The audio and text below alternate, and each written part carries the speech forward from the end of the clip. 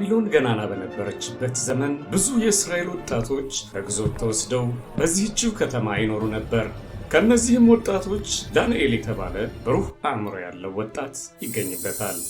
ዳንኤል በስደት ሀገርም እንኳ ሆኖ አምላኩን ማምለኩን ያልተወና የአባቶቹን ባህል ጠብቆ የሚኖር ነበር።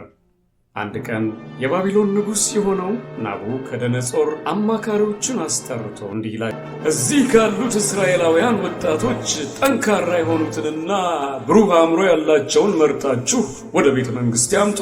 ቋንቋችንን ይማሩ፣ ቤተ መንግሥቴንም ያገለግላሉ።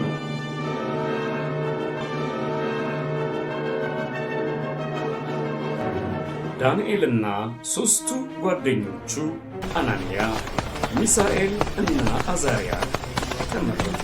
የንጉሡ አሽከሮችም ወደ ቤተ መንግሥት ይዘዋቸው መጡ። እንደ ንጉሡ ትእዛዝም ለነ ዳንኤል ለንጉሡና ለመኳንንቱ ከሚቀርበው በምግብና በመጠጥ ከታጨቀው ማዕድ እንዲቋደሱ ጋበዟቸው። እነ ዳንኤል ግን የተለመደውን አትክልት እንድንበላና ውሃንም እንድንጠጣ ብቻ ይፈቀድልን ሲሉ ለመኑ። የንጉሡ አሽከር ግን ግራ በመጋባት እባካችሁ ንጉሡ ከሌሎቹ ወጣቶች ከስታችሁ እና ተጎሳቅላችሁ ቢያይ እኔ ነኝና የምቀጣው የምጠየቀው፣ እባካችሁ የቀረበላችሁን ብሉ አላቸው። ዳንኤል ግን ፈገግ ብሎ ግድ የለም ለ10 ቀን ብቻ ፍቀድልን፣ ከንጉሡ ማዕድ ከሚቋደሱት በተለየ ተጎሳቅለንና ደክመን ከታየን አንተ ያቀረብክልን ሁሉ እንበላለን። ከ10 ቀን በኋላም ዳንኤልና ጓደኞቹ ከሌሎቹ በተሻለ ጠንክረውና ደስተኛ ሆነው ተገኙ። የእግዚአብሔርም ጸጋ ከእነሱ አልተለየም ነበር። አንድ ሌሊት ንጉሡ ናቡከደነጾር ለየት ያለ ሕልም አየ። ከእንቅልፉ ሲነቃ ግን ያየውን ሕልም ለማስታወስ አልተቻለውም። አስማተኞቹን፣ ጠንቋዮቹን፣ አዋቂዎቹንና መተተኞቹን ሁሉ አስጠርቶ ያየሁትን ሕልም ንገሩኝ፣ ከእንቅልፌ ስነሳ ማስታወስ ተስኖኛል። ሕልሙን የማትነግሩኝ ከሆነ ግን ከባድ ቅጣት ይጠብቃችሁ። ንጉሥ ሆይ፣ ይህን ማድረግ የሚችል ማንም አዋቂ በምድር ላይ ሊኖር አይችልም። ንጉሡም አዋጅ አወጀ። ጠቢባን ሁሉ እንዲገደሉ ሲል ትእዛዙን አስተላለፈ። ዳንኤል ግን ወደ አምላኩ ጸለየ። እግዚአብሔርም የንጉሡን ሕልም በሌሊት ራእይ ገለጸለት። ወደ ቤተ መንግሥትም በመሄድ ንጉሡ ያየውን ሕልም እንደሚገልጽለት ተናገረ። ጠቢቦቹንም እንዳይገላቸው ሲል ተማጸነ።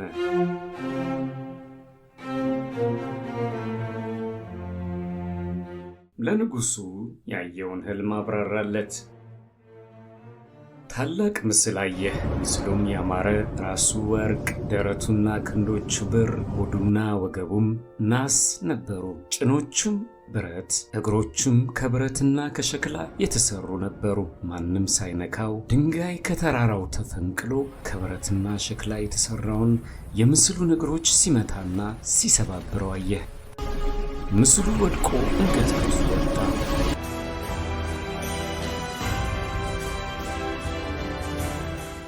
የሕልሙንም ፍቺ የንጉሡና ከንጉሡ በኋላ የሚመጡትን ሌሎች ነገሥታት እንደሚወክል አብራርቶ ለንጉሥ ናቡከደነጾር አስረዳው። ንጉሡም ይህን በሰማ ጊዜ በግንባሩ ተደፍቶ ሰገደ። ለዳንኤልም ይህን ምስጢር ትገልጥ ዘንድ ተችሎሃልና በእውነት አምላካችሁ የአማልክት አምላክ የነገሥታትም ጌታ ምስጢርም ገላጭ ነው ብሎ ተናገረው። ዳንኤልንም የጠቢባን ሁሉ ዋነኛ አለቃ አድርጎ ጓደኞቹንም በተለያየ አውራጃ ስር ሾማቸው።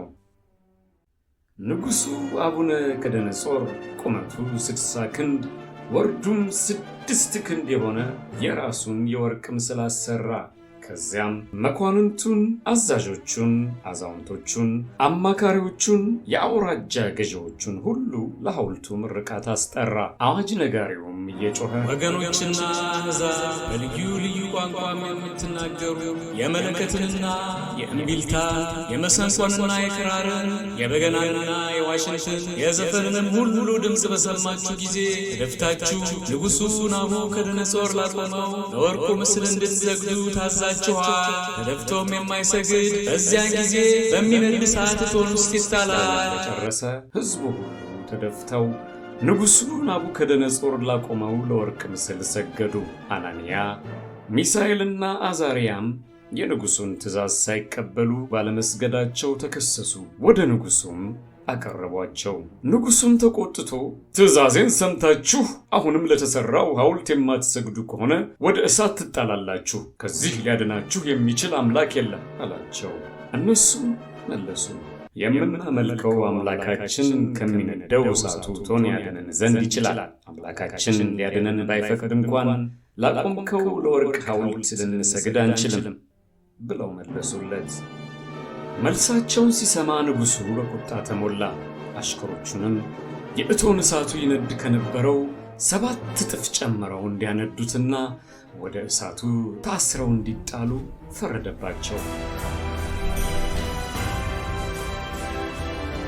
ወደ እሳቱም ተጣሉ። ይሁንና ንጉሡ ግራ በመጋባት በእሳቱ ውስጥ የሚመላለሱ 4 ሰዎች ያለው 4ኛው የአማልክትን ልጅ ይመስላል ብሎ ተናገረ። ወደሚነደው እሳትም ቀርቦ እናንተ የልዑል አምላክ ባሪያዎች ንውጡ! አናንያ፣ ሚሳኤል እና አዛርያም ፀጉራቸው ልብሳቸውም ሳይቃጠል እንዲሁም የእሳቱ ጭስ ሽታ እንኳን ላያቸው ላይ ሳይቀር ከሚነደው እቶን ውስጥ ወጡ። ንጉሡም አለ፣ እንደዚህ የሚያድን ሌላ አምላክ የለምና ለአናንያ ለሚሳኤል እንዲሁም በአዛርያ አምላክ ላይ ክፉ ቃል የሚናገር ማንኛውም ሰው ይገደላል፣ ቤታቸውም ይጠፋል ሲል አወጀ።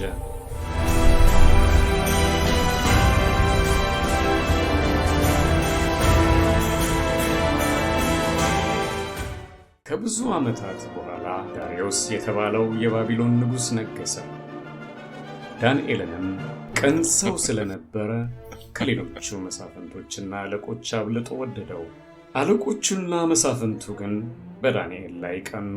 ከንጉሡም ሊያጣሉት ሰበብ ይፈልጉ ጀመር። ምንም አይነት በደል ግን ሊያገኙበት አልቻሉም። አንድ ዕለት ወደ ንጉሡ ተሰብስበው ንጉሥ ሆይ 1000 ዓመት ንገሥ ብለው ያሰቡትን የዳንኤልን ማጥመጃ ለንጉሥ ዳርዮስ እንዲያወጣ ወተወቱት።